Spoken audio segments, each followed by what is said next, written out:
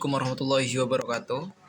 Perkenalkan sebelumnya nama saya Hendra Desa Putra, NIM 2205113267. Saat ini saya mendapat materi mengenai latar belakang kesogunan dan juga sistem di masa Shogun ini. Dikutip dari salah satu tulisan akademisi yang berasal dari Sulawesi Selatan, Matulada, dia mengatakan bahwa Jepang itu semula dipimpin oleh kaisar. Dalam perkembangannya diganti oleh pemerintahan shogun, dan akar terbentuknya kemaharajaan, kekaisaran Jepang muncul pada masa Wangsa Yamato yang mempersatukan bangsa Jepang menjadi satu bangsa yang lebih sadar akan kesatuannya itu. Mengenai latar belakang pemerintahan shogun di Jepang, ada dua aspek atau dua bidang yang menjadi latar belakang munculnya pemerintahan shogun di Jepang. Yang pertama itu dari bidang politik, yang kedua itu dari bidang sosial dan ekonomi. Shogun itu adalah pimpinan militer di masa itu. Shogun itu juga berarti jenderal dalam bahasa Jepang, atau panglima angkatan bersenjata, ataupun pemimpin militer pada masa itu. Dan dalam sejarah Jepang, shogun itu diktator yang memerintah negara melalui sistem feodal. Walau pada masa itu kaisar tetap ada, tetapi antara 1158 hingga 1868 Masehi, secara de facto kekuasaan berada di tangan shogun. De facto itu artinya berdasarkan kenyataannya, ataupun tanpa mengacu pada hukum yang formal atau pengakuan resmi, tapi secara kenyataannya pemerintahan pada masa itu dipimpin oleh shogun ini.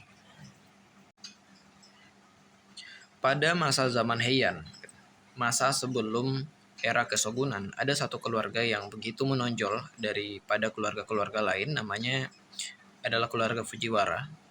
Keluarga Fujiwara ini punya kekuatan yang sangat dominan dari segi politik pada masa itu. Kenapa? Karena dari keluarga ini banyak putri-putri dari keluarga ini dijadikan sebagai istri kaisar pada masa itu. Dan biasanya keluarga Fujiwara pun biasa menjadi penasehat dalam menjalankan pemerintahan. Dan bentuk pemerintahan di masa ini kurang mengutamakan kemakmuran negara dan lebih mengutamakan kemakmuran keluarga Fujiwara itu sendiri. Besarnya kekuatan keluarga Fujiwara itu terlihat dari bagaimana keluarga ini mengisi jabatan-jabatan penting di masa Heian ini. Ada yang menyebut bahwa pada tahun 866 sampai 1160 ini menjadi zamannya Fujiwara. Dan keadaan negara ini makin lama makin kacau karena ketidaksukaan keluarga-keluarga lain atau keluarga Fujiwara ini mengakibatkan ketidakstabilan politik dan banyak terjadi perang saudara pada masa ini. Dan hal ini memunculkan perlunya sistem pemerintahan yang kuat seperti kesogunan ini untuk menjaga kestabilan. Lalu lanjut ke bidang sosial dan ekonomi.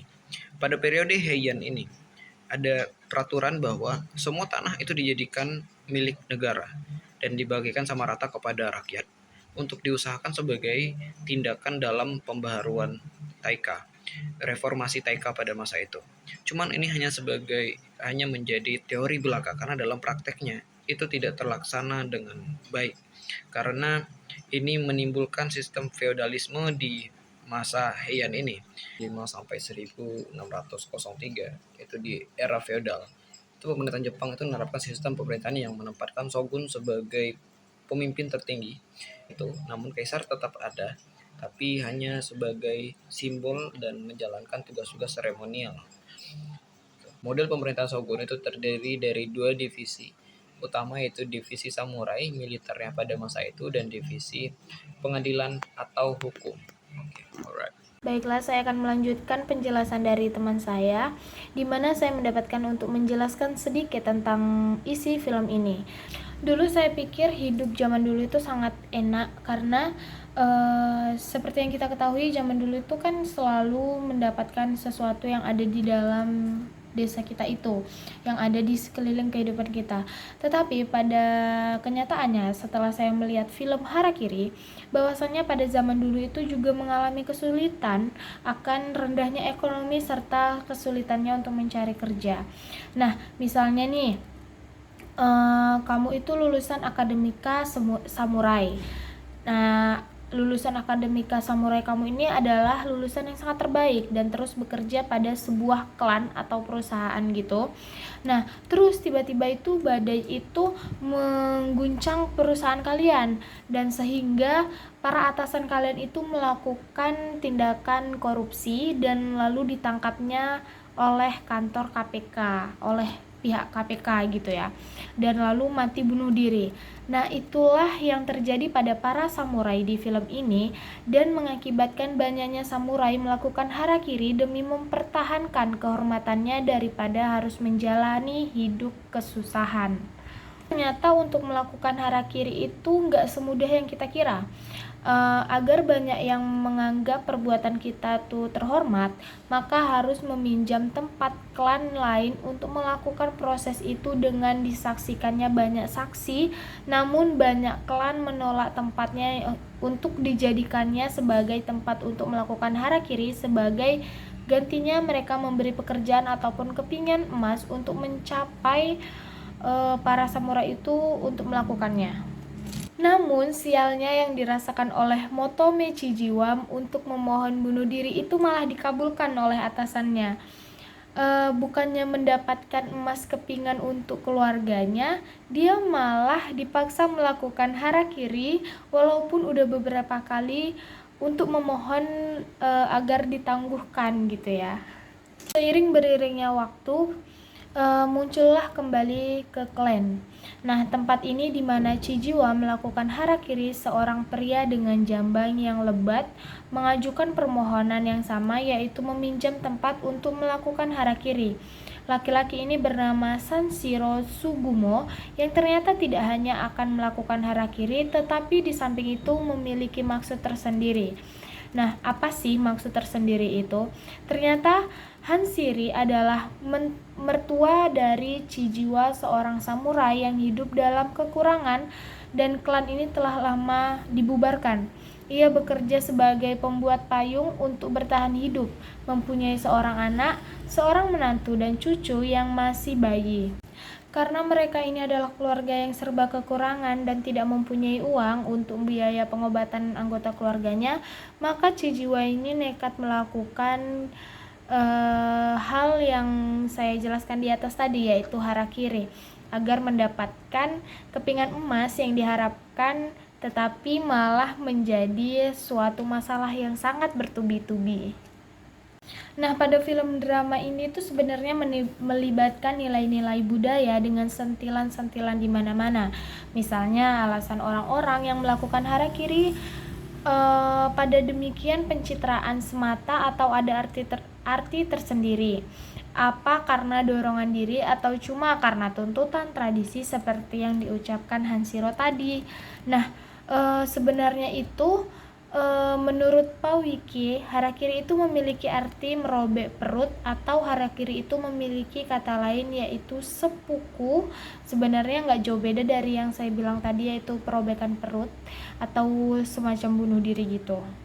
Di Jepang ini, harakiri itu dilakukan karena motif harga diri, di mana katanya dulu harakiri ini sering dilakukan oleh prajurit-prajurit yang nggak bisa melaksanakan tugas dari sang kaisar, atau mereka yang ketahuan melakukan perbuatan kotor seperti korupsi atau ingkar janji untuk memulihkan kembali nama baik mereka.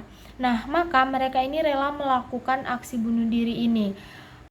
Mungkin hanya itu yang bisa saya jelaskan mengenai film Harakiri ini. Selebihnya akan dilanjutkan dengan penjelasan selanjutnya. Baiklah, di sini saya Siska Arianti akan menjelaskan tentang kebijakan-kebijakan pemerintahan shogun di Jepang. Yang pertama itu adalah kebijakan pemerintahan keshogunan Kamakura pada tahun 1000 192 sampai 1333. Yang pertama yaitu mengadakan jabatan shogun dan jito. Yang kedua membentuk pemerintahan bakufu. Yang ketiga yaitu mengadakan jabatan shiken. Yang kedua itu ada kebijakan pemerintahan keshogunan Muromachi tahun 1333 sampai 1573. Yang pertama itu ada kebijakannya yaitu membentuk jabatan kanren atau penasehat utama shogun. Yang kedua itu ada mengadakan hubungan perdagangan dengan Cina dan Korea. Yang ketiga yaitu mengatur kepemilikan tanah. Yang ketiga yaitu ada kebijakan pemerintahan keshogunan Azuchi Momoyama tahun 1573 sampai 1603. Yang pertama itu ada kebijakan pemerintahan sipil, di mana di situ ada menentukan pembagian tanah, pertanian serta jumlah produksi pertaniannya, menentukan pajak yang harus dibayar. Yang kedua yaitu ada kebijakan militer, di mana penguasaan negara dengan kekuatan militer.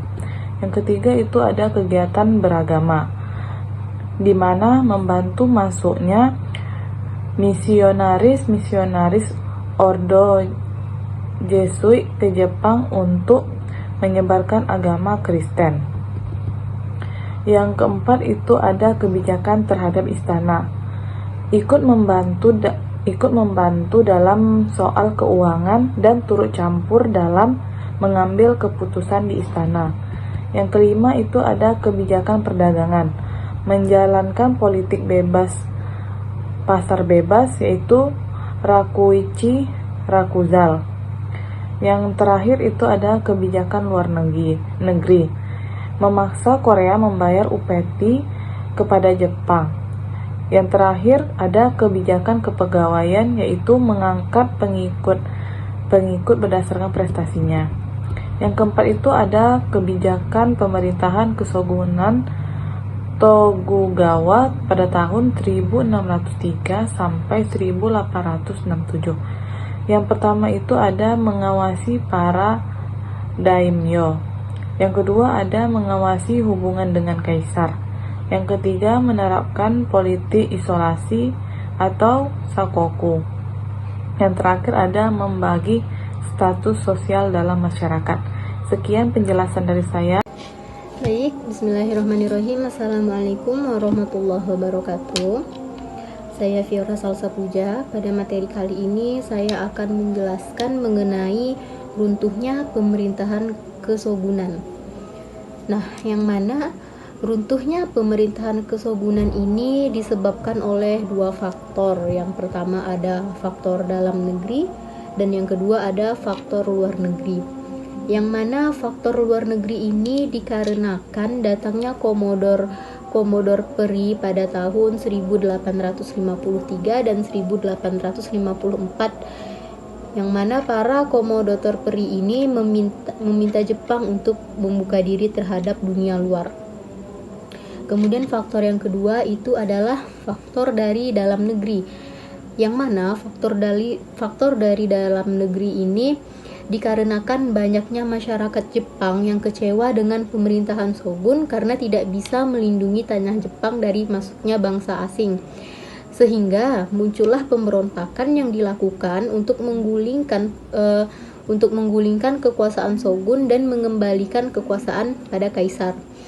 Kemudian melihat gerakan peneroran yang dilakukan oleh golongan konservatif terhadap orang barat yang semakin tidak terkendali, sehingga pada tanggal 8 November 1967 itu shogun berakhir, adanya shogun terakhir yaitu Tokugawa Yoshinobu yang bersedia untuk menyerahkan tumpuk kekuasaan Jepang kepada kaisar.